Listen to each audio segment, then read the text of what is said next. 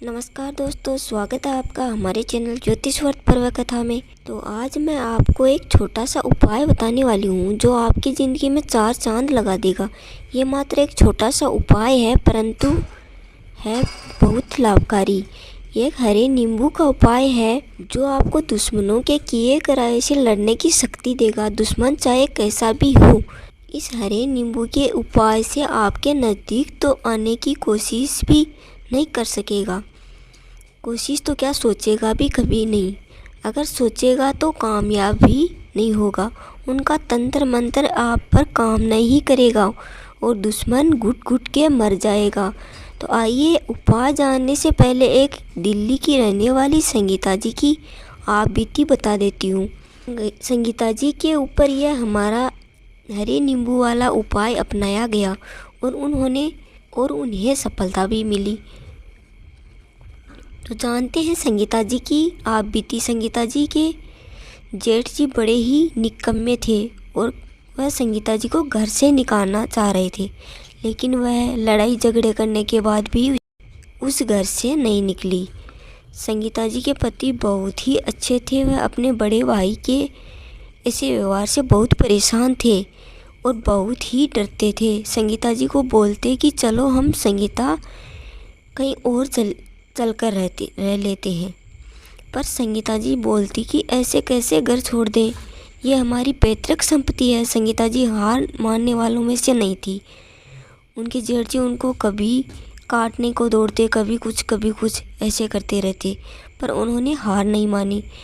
फिर उनके जेठ ने सोचा ये ऐसे यहाँ से निकलने वाली नहीं है, तो फिर उन्होंने दूसरा रास्ता चुना। रास्ता क्या था उनका?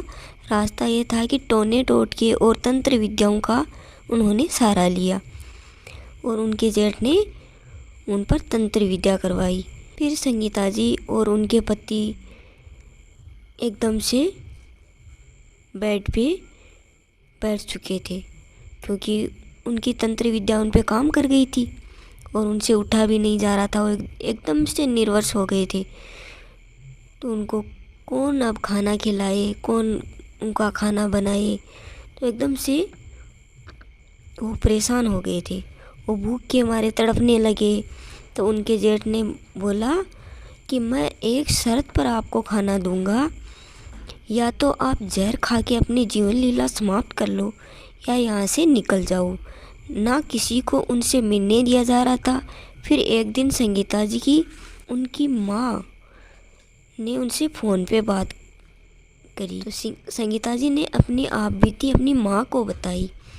तो माँ ने बोला कि बेटा मैं किसी से पूछूंगी या आप पर इन्होंने कोई तंत्र विद्या की है, ज़रूर कोई तंत्र विद्या की है। तो संगीता जी ने बोला कि हाँ माँ, हो सकता है कि होगी, पता नहीं क्या हो गया हम दोनों को ही अचानक से।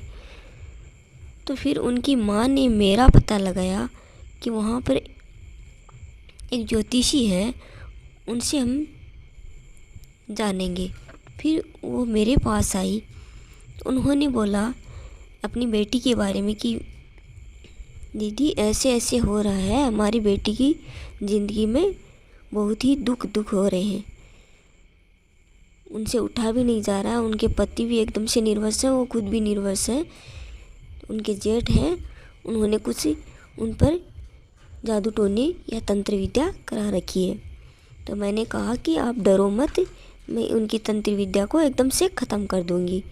आप मेरा बताया हुआ ये उपाय कर लोगे तो आपको कुछ भी नहीं होगा, आपका बाल बांका भी नहीं होगा। दुश्मन चाहे कितना भी कठोर क्यों न हो, मेरे उपाय से एकदम से टूट चुका होगा वो।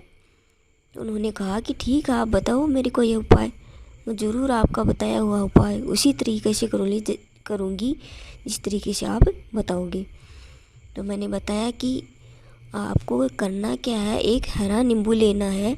नींबू पीला नहीं होना चाहिए, हरा होना चाहिए। एक नींबू लेना आपको, और एक नींबू और पीली सरसों। अगर आपके घर में है तो ठीक है, अगर नहीं है तो किराने की शॉप पे आपको मिल जाएगी। तो ज़रा सी ले आना है, 5 रुपये की।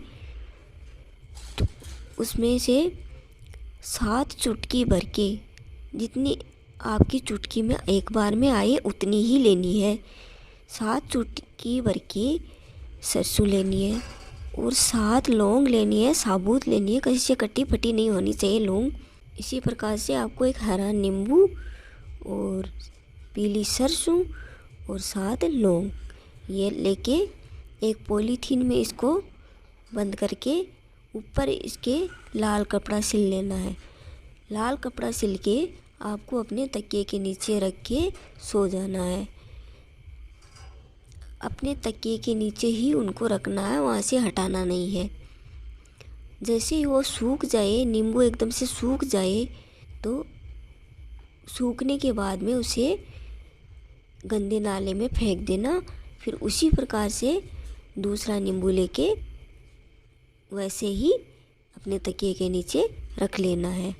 इस प्रकार से आपको ये उपाय करना है। तो उन्होंने जाकर अपनी बेटी को बताया और बेटी से तो उठा भी नहीं जा रहा था। वो क्या करती बेचारी, उनके पति भी नहीं उठ सकते थे, वो भी नहीं उठ सकते। तो उन्होंने वहाँ पर रहकर 10-15 दिनों तक उनके घर पर रही वो उनकी माँ और यह उपाय किया। तो वो एकदम से ठीक हो गए और उनका जेठ चाहकर भी उन्हें निकाल नहीं सका, ना कुछ उस पर उपाय कर सका, कोई तंत्र विद्या कर सका, ना कोई जादू टोना कर सका, क्योंकि उनके जादू टोने काम ही नहीं कर रहे थे। वो कर ज़रूर रहा था लेकिन उनके जादू टोने काम नहीं कर रहे थे। तो उन्होंने ये उपाय किया और उसके जेठ को पता चला कि ये कैसे कर रही है, क्या कर रही है, पता नहीं, मेरा जादू टोना इस पे काम क्यों नहीं कर रहा है। तो वो एकदम से थक हार के बैठ गया और उनका वह कुछ भी नहीं बिगाड़ सका और वो एकदम से ठीक हो गए। फिर मेरे से मिलने आए, बोला कि आपका बहुत बहुत शुक्रिया। मैंने कहा कि इसमें शुक्रिया कहने की क्या बात है, ये तो मेरा फ़र्ज़ है, अब जाइए। तो मैंने बोला कि अब आप जाइए और खुशी खुशी रहिए। ठीक इसी प्रकार से इस उपाय को आप किए जाना है, क्योंकि वह रुकेगा नहीं, वह आप तंत्र विद्या कराता ही रहेगा। इसलिए उसका ये तंत्र मंत्र काम ना करे आपके ऊपर। तो आप इस उपाय को करते रहना, अपने तकिए के नीचे रखे रहना इस हरे नींबू को, 7 चुटकी पीली सरसों को और 7 लौंग साबुत, कहीं से कटी फटी नहीं होनी चाहिए। इनको अपने तकिए के नीचे ज़रूर रखना, आपको याद रखना ये हमारी बात। अगर आप भूल जाओगे कभी तो उनका तंत्र आप पर काम कर जाएगा। तो आज के लिए बस इतना ही। जय श्री बालाजी, जय श्री बालाजी महाराज की जय हो।